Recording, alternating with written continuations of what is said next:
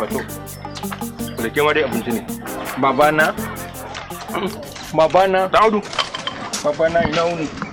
Dan Audu lafiya dai ko? Babana Allah ya daidaita ni, na ji daɗi, na fara ganin gyara a cikin al'amura na. Alhamdulillah. Sannan yadda na ɗauki rayuwa da zafi yanzu Allah ya taimake ni na fara ganin na gyara mutane su dan fara fahimta ta kuma yadda na fara kasuwancin nan Allah ya fara tarfa gari na nono.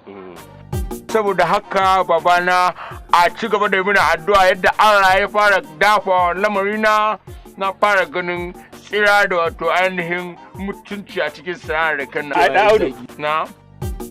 Ai yadda raken nan naka yi zaki. To haka nake fata Allah ya sa albarka a cikin wannan sana'a da ka fara. Alhamdulillah. Kuma dan Audu daga lokacin da na san ka fara shirya. Tun daga lokacin da ka fara sana'a na san shirya ta zo. Allah ya maka albarka. Amin Allah ya taimaka. Amin babana. Allah ya taimaka dan. Amin babana. Alhamdulillah. Amin babana. Nagode babana. Allah ya taimaka. Nagode babana na dan mutum magani. Na dan yi mun Dan Audu mungun ice. Mai kamar mutum. Mai kamar mutum. Nan tsuntsu mai yalolo gashi. Ana maganin wuya. Kana jin daɗi. Allahu akbar dan Audu. Kowa ya ce yana sanya gabacin ka to zai rasa nasa. Zai rasa nasa. Ya wahala dan Audu. Allah sarki babana, Allah sarki babana. In na ce maka babana, ka bi ni ka ce ya ɗana. Babana, babana, babana, babana, babana, babana, babana sharakenka.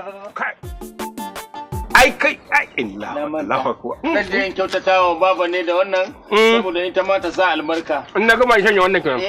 Wannan zan je in sai da shi. To. Mutum magani. Zuma da kai ne da wuya. Wannan mutum magani. Wato da dabbobi ne suka haifar mutane da hayan ce jimina ce ta haifi dan Audu.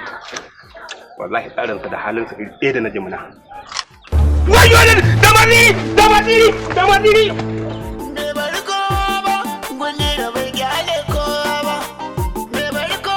Ni ne na shiru?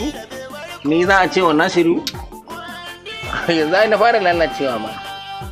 Har wani neman shirya kai kana wani dafan kai na ka ɗauka wai wata wani neman shirya nake da.